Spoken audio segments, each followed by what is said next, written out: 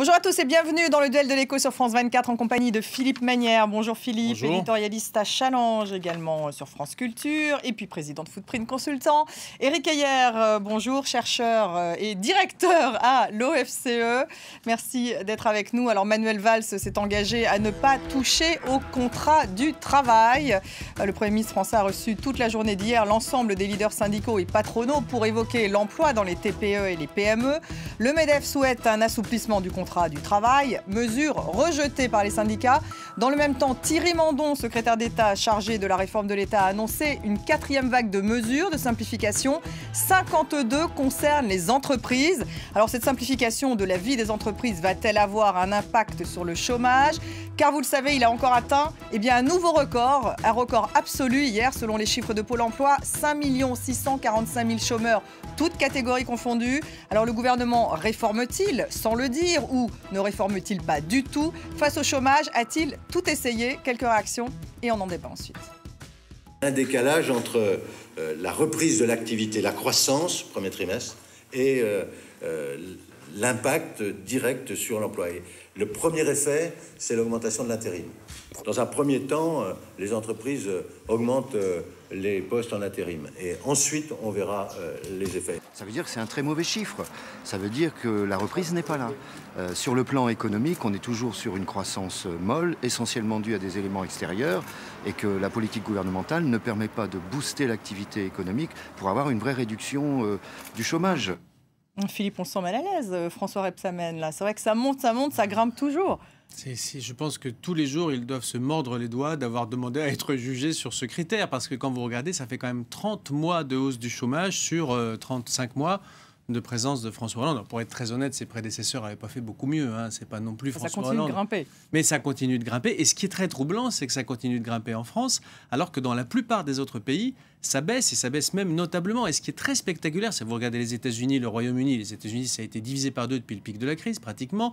Le Royaume-Uni, on est à 6%. L'Allemagne, record de faiblesse du chômage depuis la réunification, c'est pas tout à fait rien. Et même l'Espagne, dont on sait à quel point elle avait connu une crise terrible. 3 points de moins de chômage en Espagne en 18 mois. Donc c'est devenu une spécialité française.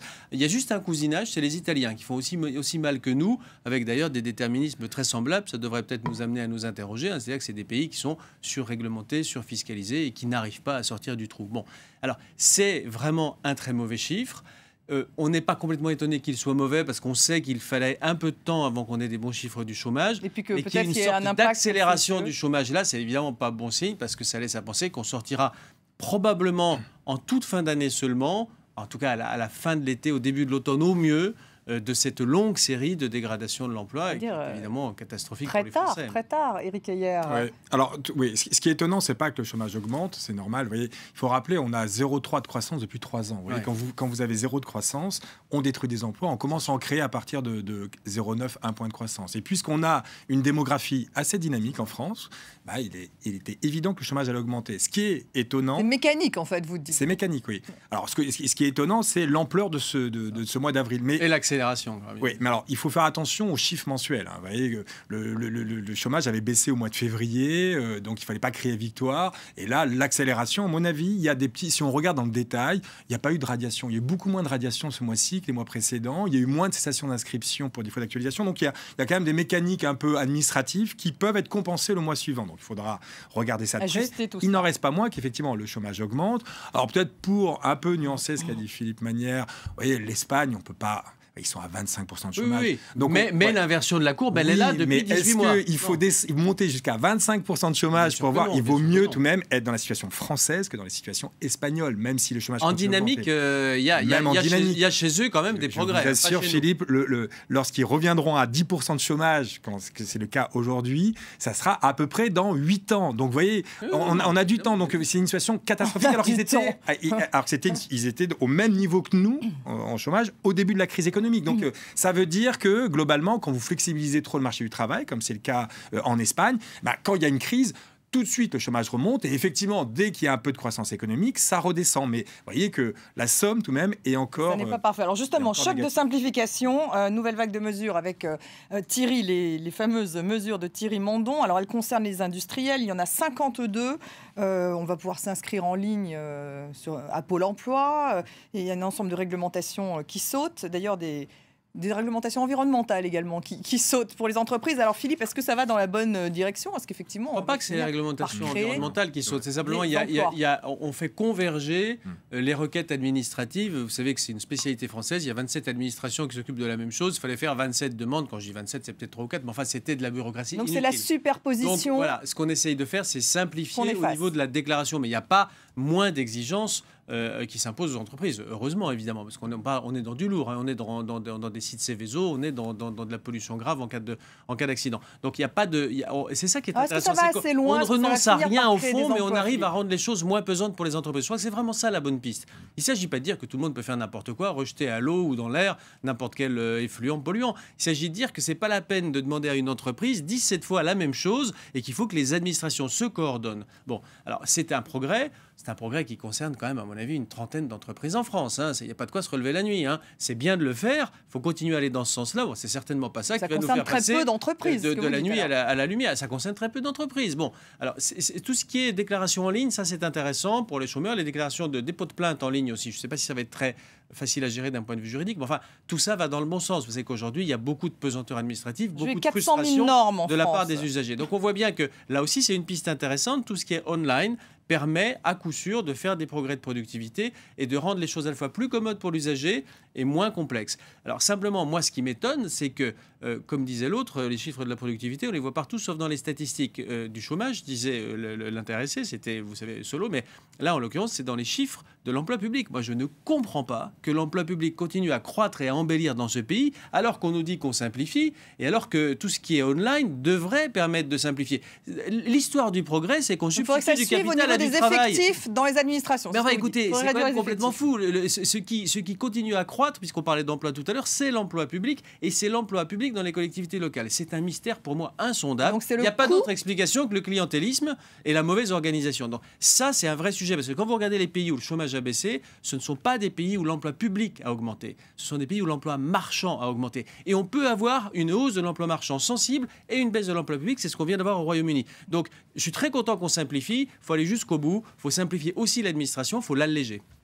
Non, mais ce qui est certain, là où je suis complètement d'accord, c'est que c'est pas un choc de déréglementation, c'est un choc de simplification. C'est-à-dire que c'est un vrai choc ou c'est un demi-choc ou c'est un début de choc? C'est en tout cas des mesures qui essayent de simplifier à droit constant. Et ça, c'est important. Ça a été rappelé par Philippe Manière. C'est-à-dire qu'il est hors de question qu'on revienne sur le droit. Ou en tout cas, ce sera un autre chantier sur le droit du travail. Mais là, on essaye de faire à droit constant, de simplifier la vie à la fois des citoyens et des entreprises. Et ça, on peut être que d'accord. Ça va, au bout d'un moment, donner des effets, y compris sur les finances publiques. Ça va avoir un effet sur l'emploi, mais sur les finances publiques, au bout d'un moment, alors effectivement, ça va mettre du temps à le faire. On voit tout de même, si on regarde les chiffres de l'emploi public, que le nombre de fonctionnaires diminue. Ce qui augmente, c'est par contre des contractuels. Mais vous voyez que c'est quand même pas la même chose. Vous voyez, on est en train de Donc le fonctionnaire à vie, vous voulez dire diminue, mais le contractuel augmente. Ça coûte la même chose.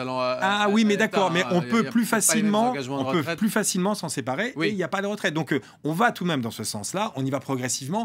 Alors là où je nuancerai encore les propos de Philippe, c'est que est-ce qu'aujourd'hui, lorsque l'emploi marchand, on en détruit, est-ce que c'est le moment en plus de détruire des emplois non marchands? Donc vous voyez, on pourrait augmenter. Donc je pense qu'il va falloir d'abord préparer la reprise économique et la soutenir. Et une fois que l'emploi marchand créera de l'emploi... Pour vous, ça n'est pas contradictoire que cette fonction publique reste tout de même assez pour l'instant, mais parce que c'est important le switch, c'est-à-dire que c'est plus des fonctionnaires, c'est des contractuels. Et les contractuels, c'est des contrats de 3 ans, ils peuvent ne pas être renouvelés assez facilement. Alors on passe aux États-Unis. Ils le sont généralement. Les États-Unis, alors parlons d'un État justement où la reprise était très sérieuse. Eh bien, un coup de frein au deuxième trimestre, puisque le PIB a reculé de 0,7%. Philippe, alors est-ce sérieux? Les Américains sont devenus des consommateurs prudents, d'après ce qu'on lit. Ça, c'est vrai. Le changement le plus intéressant, c'est certainement sur la psychologie du consommateur américain, qui a toujours été dépensier, qui ne pensait pas tellement au lendemain. Bon, là, la crise a quand même, à mon avis, un tout petit peu mis du plomb dans la tête des gens. Et donc, il y a plus de prudence du point de vue des consommateurs. Enfin, franchement, des ralentissements comme celui que vous évoquez, on aimerait en voir en France. Vous avez vu qu'ils sont super déçus parce qu'ils ne créent que 125 000 emplois le mois dernier. Si vous rapportez à la France, nous, au lieu d'en détruire 25 000, ça veut dire qu'on en aurait créé 25 000. Des ralentissements comme ça, moi, j'en prends autant que vous voulez. C'est vrai que c'est décevant, c'est vrai que c'est compliqué à expliquer parce qu'il y a ces phénomènes saisonniers. On oublie toujours que les phénomènes climatiques en Amérique du Nord sont incroyablement plus marqués qu'ici. Et donc, il suffit d'avoir 8 jours de neige, 15 jours de mauvais temps pour que la consommation, naturellement, ne soit pas ce qu'on attendait. Ça a eu Je ne sais un pas impact. si c'est la seule explication. Il y a peut-être, je ne sais pas ce qu'on pense, Eric, il y a peut-être une forme d'inflexion du comportement tout de même des ménages américains. Non, il y a un autre élément qui est assez important, c'est le gaz de schiste et le pétrole de schiste. Oui. C'est-à-dire que globalement, dans la reprise économique, si on enlève le Dakota du Nord et le Texas, ces deux États qui faisaient plus de 5% de croissance grâce au pétrole de schiste, la tendance était plutôt à un 7. Donc la reprise économique était tirée par le pétrole et le gaz de schiste. Quand le pétrole était à $100 le baril, c'était très rentable. Quand le prix du pétrole s'est effondré, ces puits-là, il y a la moitié qui se sont arrêtés. Ah oui, mais alors donc, et ça se voit dans les chiffres. Et ça se voit tout de suite, parce que le Dakota et le Texas font 0. Et quand, au lieu de faire 5%, vous faites 0, tout l'immobilier qui repartait grâce à ce pétrole-là, etc., s'effondre aussi. Et là, on voit que ça se voit. Donc pas de quoi tirer la sonnette d'alarme. d'alarme. C'est-à-dire que pour eux, un pétrole à 50, 60, ce n'est pas bon pour leur économie. Merci. Philippe, merci Eric, merci à vous de nous avoir suivis. On se retrouve la semaine prochaine pour un nouveau duel de l'écho. Restez avec nous.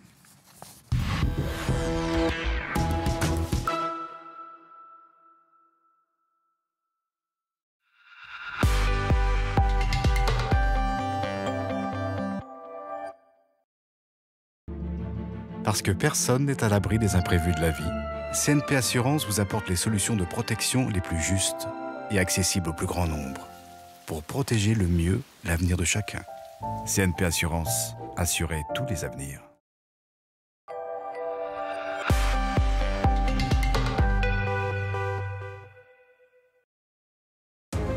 France 24, le monde en direct, un réseau mondial d'observateurs. Des correspondants et des reporters sur tous les terrains pour vous offrir le meilleur de l'actualité.